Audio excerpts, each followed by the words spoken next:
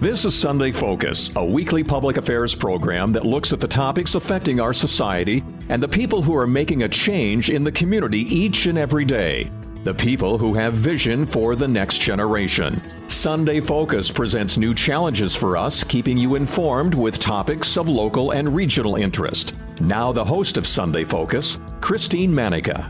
Good morning. On today's show, we will talk to the Sioux Falls School District Superintendent, Dr. Jane Stavum. It's been a busy year for the Sioux Falls School District. Thanks to the continuous growth in the city, enrollment across the district is growing along with employment opportunities. Dr. Jane Stavum of the Sioux Falls School District joins the show to talk about new programs in the district, how they plan to tackle enrollment numbers, bills under consideration during this legislative session, new ways to connect with parents, and events happening for the district. That's all coming up on this edition of Sunday Focus. Hey, Dr. Stavum, good morning. Good morning. Thanks for having me. Absolutely. Thanks for being part of the show. It's kind of crazy. The last time we spoke, we were saying that it was a year ago around this time. And it's kind of crazy how fast that year went. Now, you've been here in Sioux Falls for almost 3 years now, I believe. True. How do you like the city? How do you like the community? Why don't you give us a little rundown about your time in Sioux Falls so far? That's one of the questions I get asked so often, and it's so nice to be able to say with all truth that we love Sioux Falls. There's so much going on, and this is such an exciting time to be part of the city with growth and forward thinking. And we have so many things that are heading in a great direction in our city. Mm-hmm. I also tell people that it's on all of us to continue that work in the future because not every city is in the same shape as Sioux Falls. We have a great thing going here. Now, favorite restaurant. I think I remember asking you this too. Favorite restaurant, maybe a place that you like to go explore around the city. Could be a trail. Well, I can also honestly say I don't have one favorite restaurant. Yeah. But what's nice is no matter what part of the city I'm in, we have something good to choose from. Mm-hmm. On, all parts of the city, we have some great options from little tiny places nobody hardly knows anything about to, well-known restaurants. So that's been fun to go explore. I will say one new thing I discovered last spring was the bike trail system. Oh, yeah. And so riding our bike, I might have overextended ourselves on our first bike ride because we kept going. And I said, well, we're this far. We might as well keep going. It's not that far. Well, it is that far. You can go all the way around the city. And we might have overplayed it the first time, but we're looking forward to that again this spring. Hopefully all the snow will be gone soon. Isn't this unbelievable? Can you remember a time where there's been this much snow on the ground? It's a lot of snow. I spent my college years and the first 10 years of my teaching life in St. Paul, Minnesota. So snow is not unfamiliar. It is a great reminder of how much I don't like snow, though, this year. It's a lot, and it just makes it just hard for so many things, from just daily navigating and getting your car out of the driveway to get to work or school to how long it's going to take for this to melt. It's like you can see football season over the horizon and baseball season. Track is what, track. Exactly. We want to be out on the fields. You probably enjoy going to a lot of those games too. I do. I try to get to something at least 2 or 3 times a week. Mm-hmm. And everything from I was at the art show that our high school students had at Augustana to basketball games, our one-act plays. There's something to do almost every night of the week. Now that you have your solid footing here in the Sioux Falls School District, you've been implementing a lot of plans, a lot of projects for the district. Can you tell us about some of these projects and plans that are in place? Mm-hmm. Well, there's a lot going on, and some of those things that we're working on are just foundational to a good education. Things like good instruction and our ongoing training with teachers and helping them be their very best selves in the classroom with instruction. And then we look at our routines and procedures and how we do things in schools so that kids know how to get along with each other and how to travel through the hallways without being disruptive. And then we have to continue continually develop skills for when students are struggling with different things, whether it's learning or behavior. And so equipping people is a lot of what we try and do. And we have some exciting things happening this summer with that. We're trying to launch kind of our own conference, our Inspire conference, with teachers sharing their expertise with each other. We also have a lot of new programming things that have happened over the last year. We've added courses, and you've maybe seen guitar is something that we added for kind of non-traditional music students in high school, and it's just taken off. And it's so fun now because we've seen the kids playing with their groups, and they've performed at some things. We have an ag program. So now if you go out to Career Academy, we have chickens, we have quail, we have fish in a giant hydroponic system, and the biggest attraction is set to come very soon, which is a sow and a farrowing operation that we're going to be able to see that whole process happen. So, what we're trying to do is make sure that every student can find something they're interested in while we're also providing that great basic education in the classroom. I think that agricultural program is great because everyone says that Sioux Falls is a city, right? They don't know about farming or anything like that. It's the big city, quote unquote. But this gives students in the district a chance to experience a little bit of agriculture and what that's like in and out of the classroom. There's it's a high interest area, and it's become a high tech area too. I grew up on a farm with cattle and corn and soybeans all around, but wasn't involved in FFA. That's such a great leadership opportunity. But, from agriculture to food production to, the science of soil and growing cycles and, animals are always high interest.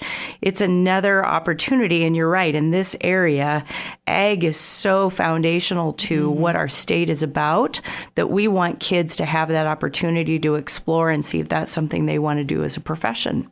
I know that nowadays, for a lot of parents, safety is on their mind, especially when they're sending their kids to school. And I believe you are working on a project that does include more safety in the school. I think I saw that on the Facebook page. So can you go through that for us? Well, we've added some components. The first thing we did for this year was added a staff person who really kind of gets to that school level of looking at all of our safety procedures and how we keep our schools as safe as possible. We have training and collaborative efforts with our city and our county all the time for increasing our ability to respond should we need to in a bad situation.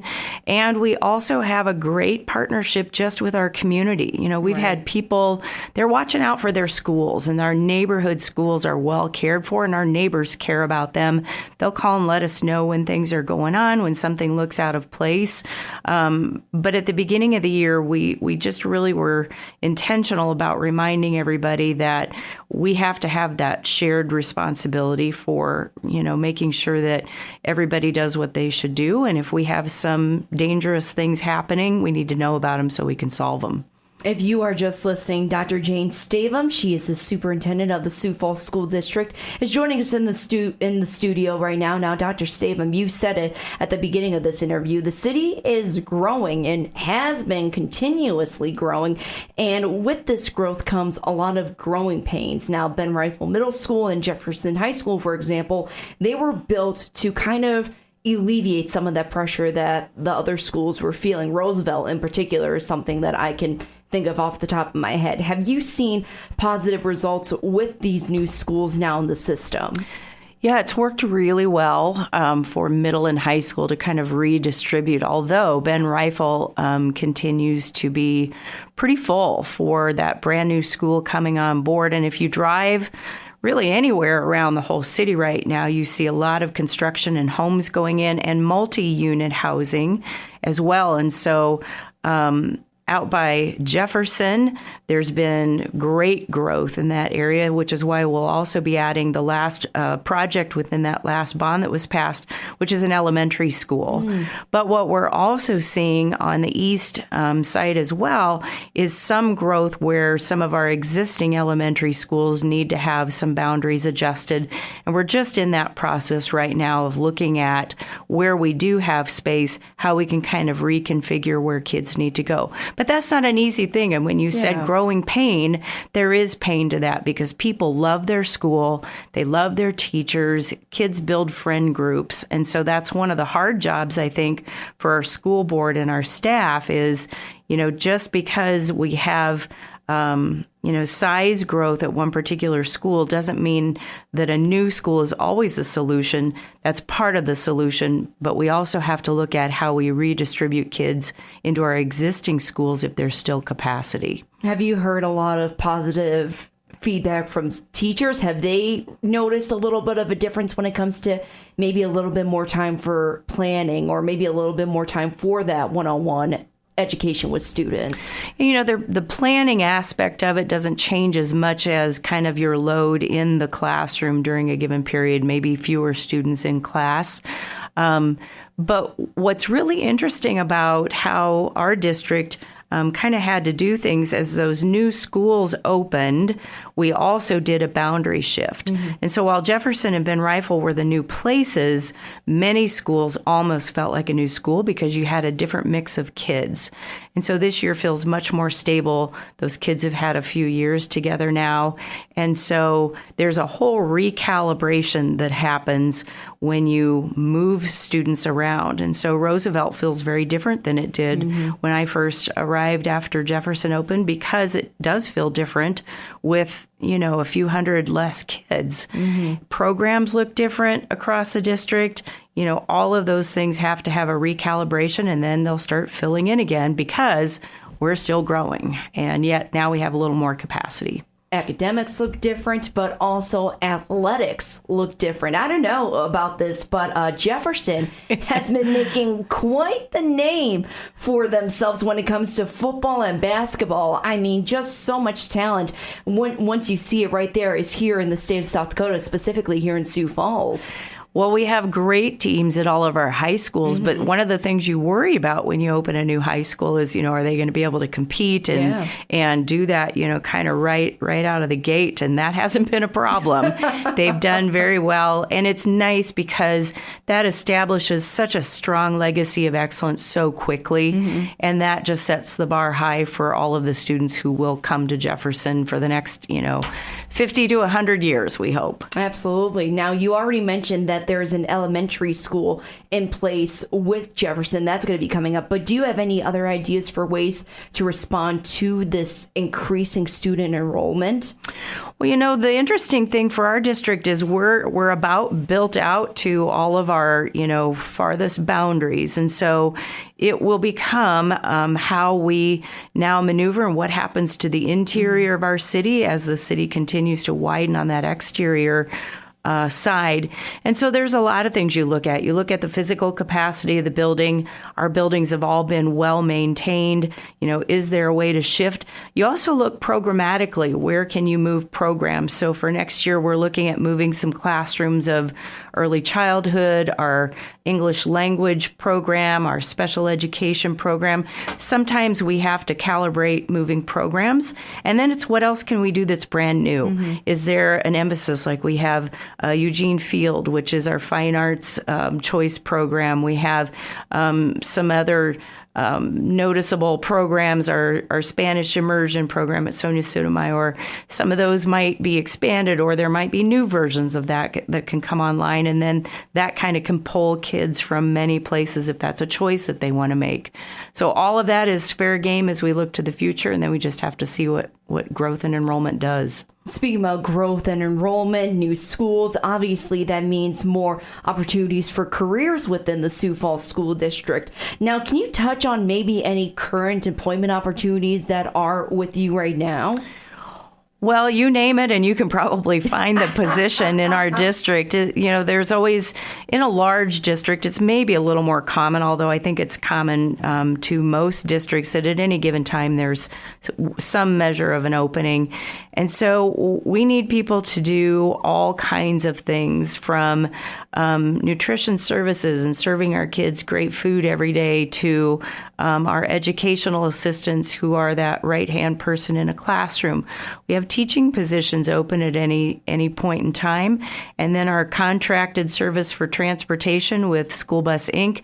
is always looking for drivers. Mm-hmm. And then subs are always welcome, at all times. We are able to function right now every day, but there's always openings and we always need more people. And some places across the United States have experienced that workforce drainage to a point where sometimes they're not able to operate correctly or at all. Mm-hmm. They'll have to call off school a day because they aren't able to serve meals. We don't have that extreme version yet, but we want to make sure that we never get there. And so we want people to come. We're a great employer in the Sioux Falls area, and we can find something for anyone. You mentioned about substitute teachers, and it seems like now more than ever they're needed with this year especially.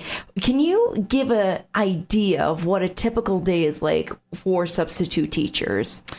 Well, sure. Hopefully, you might get a call early in the morning or late at night, but people get used to that. They know that sometimes there's planned absences, and then sometimes it's when a teacher is, woke up in the middle of the night with their child sick and has to make that last-minute decision.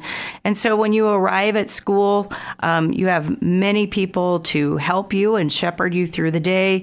You'll get clear instructions on what to do. Some of what's changed for subs is the technology.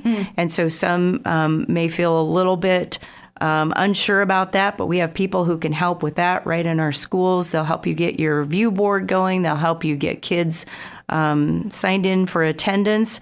And then, fundamentally, we want people to want to be with kids. Mm-hmm. And you have to just understand that, for students, they don't know you, they don't have a relationship with you. Mm-hmm. So one of the quickest things you need to do is try and establish that connection with that group and let them know you're there to help them that day. You're not their regular teacher, but you're glad to be with them.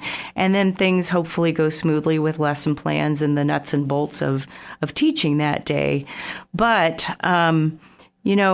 it's such an important role because that day needs to go on as close to normal as possible. Mm-hmm. We want kids to continue reading and doing their math and doing their projects and writing. And our teachers are great about giving you good sub plans. So then you hopefully make a few new friends in the building. It gets familiar. Mm-hmm. And then that second time it's easier. It's like anything. The first few times you do it makes it easier than to do it regularly. I kind of laughed when you said view boards, and it made me have a flashback to my elementary school days, if I can think that far. Smart boards is what we called it. So when I hear view boards, I'm like, we're already past the smart board era? Yes, it's a version of a smart board. And if you go back to my era, worst case scenario, we don't have chalkboards, but we do have whiteboards, and a whiteboard and a marker will work just fine. So anyone who's thinking about becoming a substitute teacher, why should they do it? Well, it's a great day to spend with kids. You're in a place that's there to help you, and you're not going to be left on your own. And it's critical to, a group of kids having a great day. And so we want you in that classroom to help them out. If you are just joining us, Dr. Jane Stavum, she is in the studio with us. She is the superintendent of the Sioux Falls School District. Now, before we started recording this, we were talking about the legislative session, if I can say that right, legislative session that is going on right now. And there's some things in the works for the Sioux Falls School District. So why don't you tell us a little bit about that? Well, every legislative session is a little bit different, and some of the things we look at, we think about proactively, and then, of course, you're always reacting to different bills. I try to look at the legislative session as everybody is trying to solve some type of problem that is perceived either by a group or a system, and our legislators are there to try to shepherd a solution through. Might be a solution they came came up with. It might be something that someone asked them to move through. So a few things that educators across the state are kind of looking at. One big one that's out there is a bill to lower the dropout age from 18 to 16. And there are a variety of viewpoints on that. When a student is struggling, they may be credit deficient. Should our systems allow them to drop out at 16, or should we try to preserve that relationship with a school district until they're 18? And it's not an easy situation. Here in the metro area, we have a lot of supports. If a student is struggling or they've been in the judicial system, how can we support them to still hopefully get a high school diploma? But if you're in another area that maybe doesn't have as many resources, that's a really difficult thing. I look at it from the perspective of a lifelong educator that I am called to care for children, and they are children until they reach that age of adult responsibility. And I want to give them every chance possible to get back on track, because that high school diploma is so important to the rest of their lives. And so that's something that we're keeping an eye on. We would prefer that it stay at 18, just so every child has every last chance possible. There's a couple of things as a school district that we're hoping moves forward. We're hoping maybe to crack the door open. Current legislation says 11th and 12th graders can take dual credit and get that reduced tuition rate. We're hoping maybe that door could get cracked open to 10th graders. Wow, 10th graders, there. Exactly. Yeah. And there aren't, a ton of students who either may want to or may be capable of doing college level work at the sophomore level, but we think a few can. And so we're looking at that. We've asked for that to be considered. And then another bill is for school board elected officials to have a 4-year term if a district would choose to move to that 4-year term. And for us, it's so that we line up a little better with city and county elections. We know that gets better voter turnout. When we have to do an odd year election on our own, it costs the district about $50,000 to do that. Wow. So it's a money savings for our district to be good stewards of our taxpayer dollars. And then it's a choice. And so the way the current bill is written, you can have that choice as a school district if you want no part of 4-year terms, and you don't have to do that. So those are some of the things that we're looking at. And then there are just, a number of things that are up regarding all kinds of different things within education. And so we feel like the education system here in Sioux Falls is a good, solid opportunity for students, but there's always room for growth and opportunity. I think you said it best right there. The important solution is to benefit the kids. This is all about moving the kids forward and moving the school district forward as well. Yeah, that's a great point. Sometimes as adults, we think about, what's good for adults, and we have to always come back to that. What affords our students more opportunities? With workforce such as it is, with the need for kids to have a good plan beyond high school, we want kids to be equipped to make a good choice, hopefully to stay in South Dakota, to go to a 2-year, a 4-year, or to just join the workforce, and then stay in South Dakota to live, work, and play.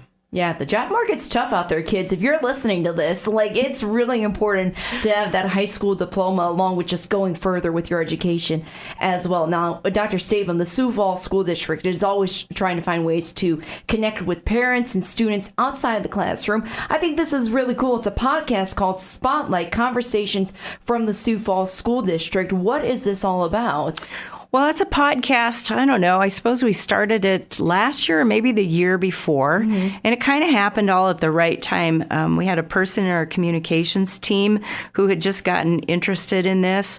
I had just bought some equipment to have in my home office to try a little dabbling with podcasts. Yep. Who doesn't feel more important with a big microphone hanging in front of you like we have here? But we look at communication in layers, and we know that podcasts have just grown down in popularity. You can listen to them while you're in the car.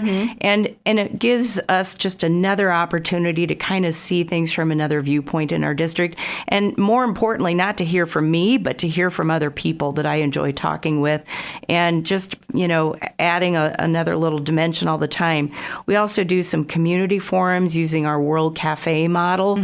That gets us at the table with people. We ask questions through our newsletters. And so we're always trying to cultivate that two-way conversation. So it's not just we put something in a newsletter and we don't hear from people. We have some really good mechanisms to hear from people and to just help them continue learning more about our district. So did you see a need to bring this podcast, live and in living color, so to speak?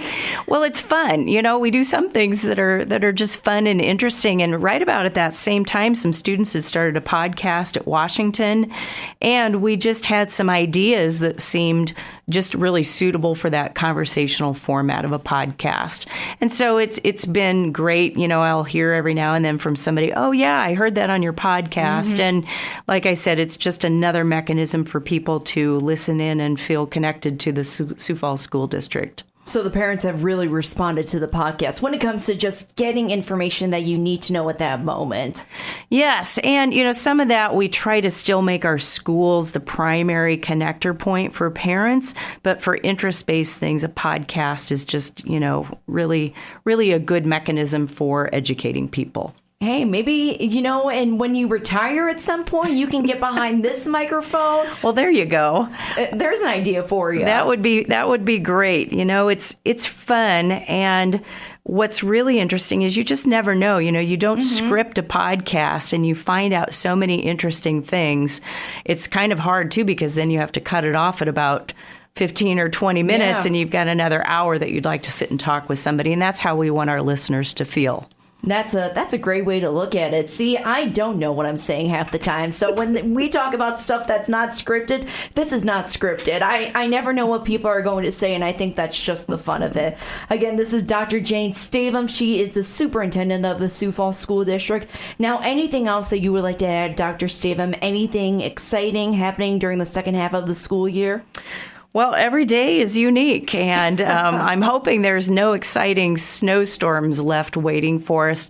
But I think what I would want to say to your listeners is public education and the education of children is so important. And the foundations of our country are built on having an educated population. And so we want our families to be connected to their schools. We want them to love their neighborhood school. We want them to know their neighbors. During our forums this year with parents, a theme that happened over and over again is they love being connected to their school, but they want to be connected with each other. Yeah. If you don't know your neighbors, if you don't know other families in your kids' classroom, get to know them and challenge yourself at that next school event to know 2 other families before you leave. We're trying to be intentional about that and support your child's education. Be involved. Know your teachers. Get into school. That's a dent from COVID is we kept people out. Now we want you to come back. And hey, it's great to have events coming up now again, right? And Dr. Stavum, where can people find out more information about the school district, or if parents, teachers, well, maybe not teachers, but if parents or residents have any questions, where can they contact you? The best thing to do is to go to the Sioux Falls School District website, and we have a Let's Talk button over on the right side. That's where people can ask a question, get information. They can always call the district or start at your child's school and see if they can help you out. We want to connect. That's some of the easiest ways. All right. Once again, it's Dr. Jane Stavum with the Sioux Falls School District. Thanks so much for giving us some of your time this morning. Enjoyed being with you. Thank you. I cried and cried. I couldn't even drive. I thought to myself, what am I doing? That's how I felt when I left my 16-year-old son at Hope Harbor in Parker, South Dakota. I'm Jody. When my son was 14, I started losing control. He dealt with an anxiety and depression, and we lived in fear every day. Today, he's a completely different kid. Hope Harbor can help heal your teenage son or daughter and heal your family. There is hope. Hope Harbor. Go to hopeharbormn.org. If you're driving on the interstate, a state highway, a county highway, through town, or on a gravel road, This message is for you. Buckle up, don't skip the click. Crashes don't discriminate, they happen everywhere. Hi, I'm Trooper Peterson with the South Dakota Highway Patrol, reminding you that wearing your seatbelt is one of the best ways to protect yourself while driving. Buckle up, don't skip the click. This message brought to you by the South Dakota Highway Patrol and Results Town Square Media. I'm Christine Manica, and you've been listening to another edition of Sunday Focus. I'd like to thank Superintendent of the Sioux Falls School District, Dr. Jane Stavum, for joining the program today. Once again, if any parent or resident has questions about the Sioux Falls School District, they can always visit its website at sf.k12.sd.us. Join us again next week for another edition of Sunday Focus. Sunday Focus is a public affairs program of Results Radio Town Square Media, Sioux Falls.